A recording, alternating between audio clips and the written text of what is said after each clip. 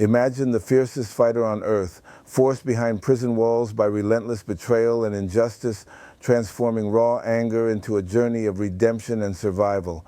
In a hostile world of violence and deception, Mike Tyson battles his inner demons, learns to harness unexpected alliances, and discovers that true strength lies in resilience and self-awareness.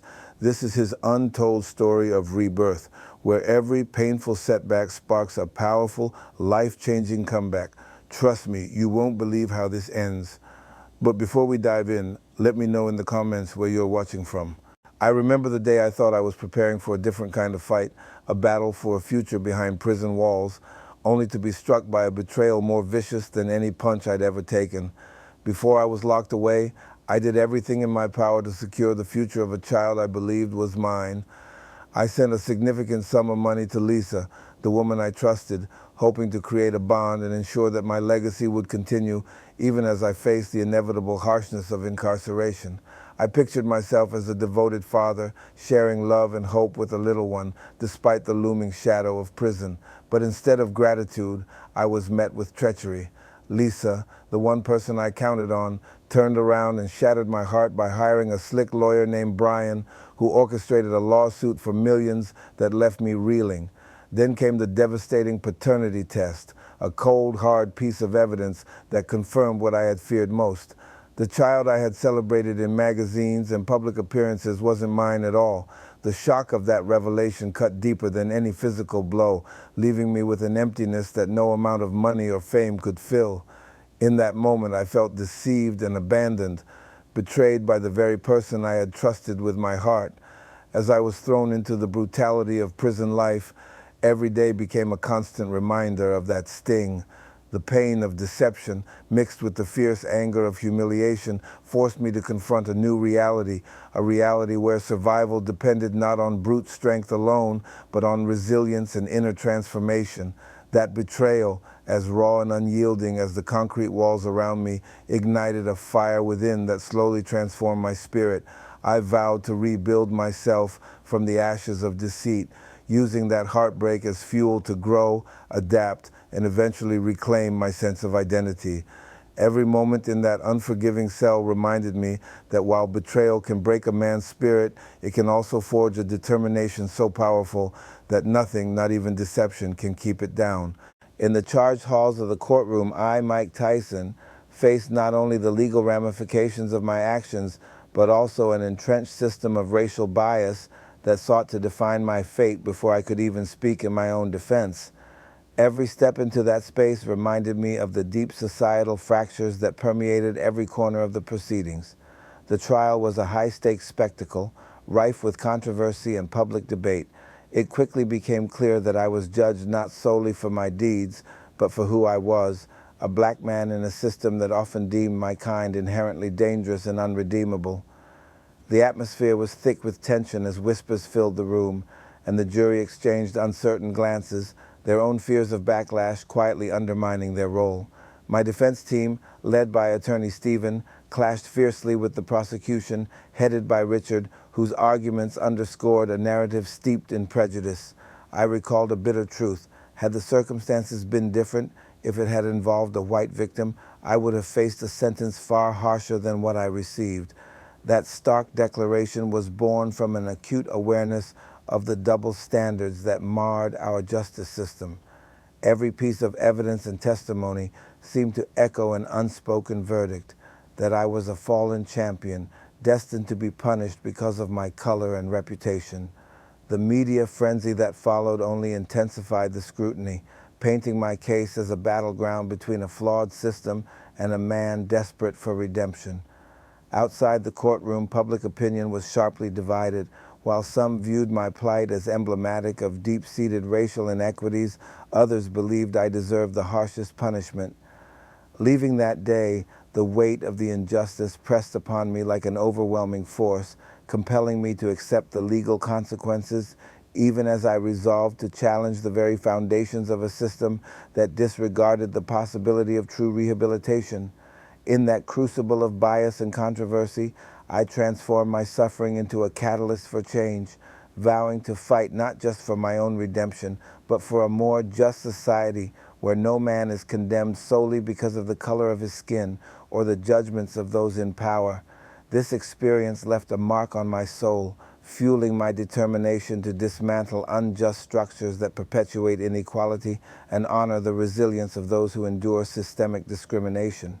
In 1992, when I first stepped into the cold, unforgiving corridors of the Indiana Youth Center, I felt as though I had been thrust into a world where survival was measured in heartbeats and every moment pulsed with raw, unfiltered aggression. The prison was a far cry from the glitz and honor of championship rings. Instead, it was an overcrowded, decaying maze where the stench of sweat, decay, and violence permeated every corner. Assigned to a cramped section known as M-Dorm, I found myself confined to a small cell with barely enough space for 2 bunks, a tiny toilet, and a rickety desk, a stark reminder that the world I once ruled had abandoned me. The atmosphere was thick with tension. Every footstep echoed against barren walls, and every whispered threat reminded me that I was among men whose only language was brutality. Almost immediately, hostility made itself known. While navigating the maze-like hallways, a coarse voice barked, "Hey Tyson, you tree jumper!" An insult so degrading it carried the weight of a heinous accusation meant to shatter my resolve. Enraged, I braced myself as the air turned electric with anticipation. Moments later, I found myself embroiled in a vicious altercation with an inmate I later knew as Travis.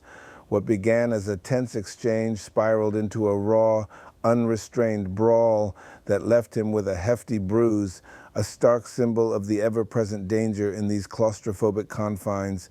The guards, too, played their part in this dangerous ballet. One particularly hostile confrontation with a bigoted officer nearly erupted into chaos as fellow inmates rallied in defiance, each man fighting to preserve his own fragile dignity. Amid the cacophony of shouts, clashing bodies, and the ever-looming threat of solitary confinement in a cell so small that even hope seemed stifled, I quickly learned that sheer physical might was no longer my only weapon. Survival here demanded a keen sense of awareness, the ability to read subtle cues, and the wisdom to know when to unleash fury or hold back. In that crucible of despair and hostility, every interaction was a high-stakes gamble, a relentless test of nerve and determination that forced me to evolve, adapt, and transform into a fighter not only of bodies, but of spirit. When I first stepped into the cold, grim corridors of the Indiana Youth Center, I felt as though my entire world had been upended, a champion now reduced to a man engulfed in despair and unbridled anger. The transition from the electrifying roar of the crowds to the oppressive silence of a cramped cell was jarring, and my inner turmoil manifested in every rebellious act. I refused to eat solid food for days, surviving only on meager liquids, a silent protest against the system that had already stripped me of my dignity. Each passing moment deepened the sting of betrayal, a wound inflicted long before I arrived here, and my rage spilled over into impulsive and erratic behavior.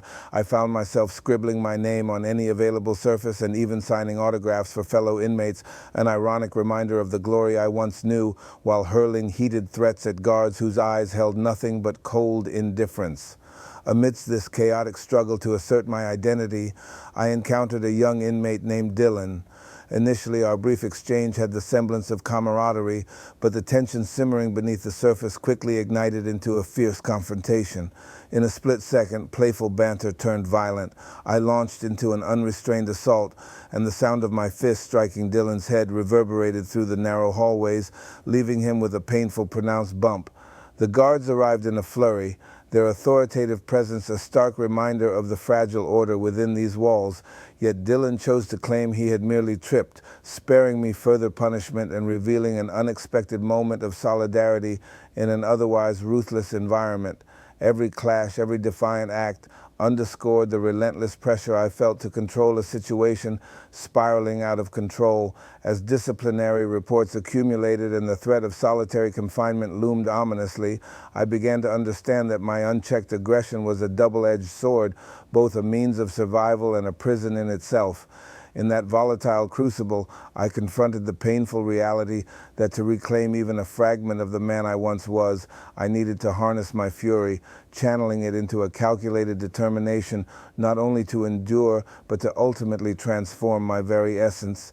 I remember those early days with both sorrow and fierce resolve, learning that every fight, every harsh lesson was a critical step towards reshaping my fury into a powerful tool for my eventual rebirth. In the suffocating isolation of the Indiana Youth Center, I, Mike Tyson, gradually learned that survival in this hostile world required more than sheer muscle and raw anger. At first, the relentless barrage of insults, physical altercations, and the oppressive weight of betrayal threatened to drown me in a cycle of violence and despair. It was during those early, tumultuous days that fate introduced me to Marcus, an older inmate with a calm demeanor and decades of wisdom etched into his weathered face. Assigned as my mentor by the prison administration, Marcus became both a guiding light and a mirror reflecting the harsh truths of life behind bars. In our long, silent walks through the yard, he imparted lessons that resonated deeply, advising me to listen more than I spoke, to observe every nuance of behavior, and to choose my battles with precision. His words, spoken in a gentle yet firm tone, challenged my instinct to react impulsively, urging me instead to cultivate patience and strategic restraint. I remember vividly the moment when Marcus pulled me aside after I nearly sparked a fight with a hot-headed inmate named Troy. His quiet admonishment, "Tyson, true strength isn't about throwing punches, it's about knowing when to hold back," struck a chord deep within me. That day marked the beginning of my transformation. Slowly, I began to see that the brutality of prison life was governed by an unspoken code, a delicate balance of aggression and self-control that ensured survival without self-destruction. As I absorbed Marcus's guidance, I learned to decipher the subtle signals of conflict before they erupted, to navigate alliances with caution, and to assert my presence not through intimidation, but through quiet determination. Over time, the relentless anger that once defined me was tempered by an emerging sense of clarity and purpose. I started to understand that adapting meant embracing vulnerability as a strength, transforming raw fury into calculated resilience. Every lesson Marcus taught me became a stepping stone on the path toward reclaiming my identity, reminding me that even in the darkest corners of confinement, the human spirit could forge new beginnings. My evolution wasn't immediate, but each measured decision brought me closer to the man I aspired to be, a fighter not just in the ring, but in the war against the very forces that sought to break me. Each moment of adaptation fortified my resolve, fueling my spirit. Locked away in the stark reality of the Indiana Youth Center, I soon discovered that survival here demanded more than the raw power I once relied on in the ring. It required cunning and resourcefulness. In this unforgiving environment, I found an unexpected lifeline in Ronnie, a seasoned inmate who had weathered the brutal years behind these walls. With over a decade of experience, Ronnie had learned that the prison system wasn't won through brute force alone, but by tapping into every sliver of opportunity, even those hidden in plain sight. It started when I noticed the constant trickle of letters arriving from supporters. These weren't just words of encouragement, they were coded messages, laden with subtle offers of help. One evening, as I sat alone with my turbulent thoughts, Ronnie leaned over and said, "Tyson, you know how to read, but you haven't learned how to really read these letters." His tone was measured, yet filled with an urgency that belied the calm of his exterior. He explained that fans were reaching out in a language of their own, using phrases like, "If there's anything I can do for you," or "I'd love to make things easier for you," hints of genuine support hidden beneath the veneer of casual greetings. Intrigued and desperate for any semblance of control, I began to follow Ronnie's advice. I crafted thoughtful, precise responses, asking for specific help, commissary money, better quality food, even small comforts that could ease the daily grind of confinement. To my astonishment, the responses began to flow in. Letters arrived not only with words, but with tangible tokens, envelopes stuffed with cash, a few pieces of modest jewelry, and even foreign currency. This steady inflow of support was more than just financial aid. It was a lifeline that granted me a precious measure of independence. With the extra funds, I could bypass the meager prison meals and secure healthier food and essential supplies from the commissary. More importantly, Each letter reaffirmed that beyond these oppressive walls, a network of supporters still believed in me, a reminder that survival wasn't solely about physical strength, but about adapting and leveraging every available advantage. Ronnie's mentorship transformed a seemingly trivial act of reading letters into a powerful strategy for reclaiming control, breathing life and hope back into an existence designed to strip away dignity. Locked away in that relentless, echoing prison, I, Mike Tyson, began to confront the shattered remnants of a man I once thought I was. Each day behind the cold concrete walls was a slow, painful reckoning with betrayal, loss, and the violence that had defined my past, the sting of being deceived by someone I trusted, a betrayal that left my heart battered more severely than any punch ever delivered, gnawed at my soul and forced me to question the very core of my identity. In those long, isolating hours, I recalled Marcus's measured counsel and Ronnie's clever lessons in turning the coded language of fan letters into a lifeline. Their voices, echoing softly in the recesses of my mind, gradually replaced the roaring anger that had once fueled my every action.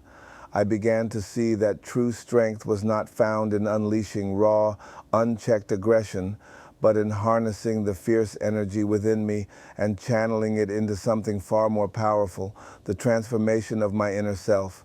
Slowly, the man I was, a fighter defined solely by his physical prowess, started to fade away, replaced by someone who understood that survival required a balance of caution, reflection, and resilience. I learned to listen before I spoke, to weigh each decision against the harsh realities of prison life, and to temper my impulses with the wisdom that only isolation and hardship could bestow. The brutal confines of that place forced me to scrutinize every scar, every bruise, and every moment of humiliation as a lesson rather than a mark of defeat. I came to cherish the rare moments of stillness when the chaos of my past and the relentless pressure of my surroundings merged into a quiet space for introspection.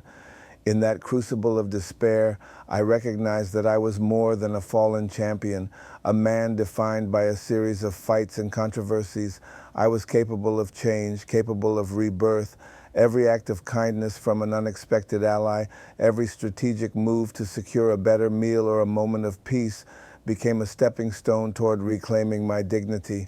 With each measured decision, I began to forge a new identity, one rooted not in the destructive cycles of rage, but in the transformative power of self-awareness, resilience, and the quiet strength to rise above the darkness. Grateful to have you here. Which part of the world are you watching from? And please leave your thoughts on the message I want to convey. In life's toughest battles, adversity can become a catalyst for transformation. Betrayal, hardship, and injustice teach us that true strength lies in resilience, patience, and self-awareness. Every setback offers an opportunity to learn, adapt, and grow stronger. Embrace the lessons of those who guide you and turn pain into a stepping stone toward renewal. Instead of reacting with unbridled anger, cultivate strategic calm and resourcefulness. Let your experiences shape you into someone who finds wisdom in every challenge, building a life rooted in purpose, dignity, and empowerment. Remember, even in darkness, light awaits those willing to persevere. Keep moving forward. If you enjoy stories like this, don't forget to subscribe Undercover Insights channel.